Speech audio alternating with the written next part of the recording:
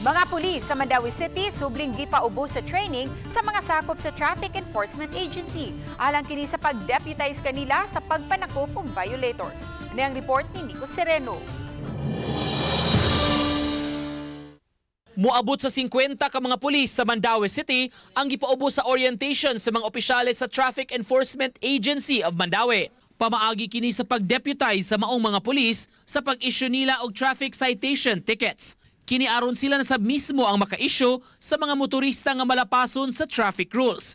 Labi na kuno sa pagpahigayon og mga checkpoints sa PNP. Dili lang na siya sa traffic enforcement sa TEU, scatter na siya from station 1 to station 6. Doon na taan na yung mga kini ni ang deputize mo, meaning mo reinforce sila sa ato ang team personnel.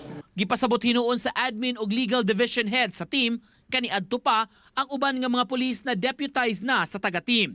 Gikinahanglan lang hinuon ang refresher course aron mapahinumduman sa mga balaod ug ordinansa sa syudad. Regular na siya, dili lang sad sa police officers but sa ato apong mga team personnel.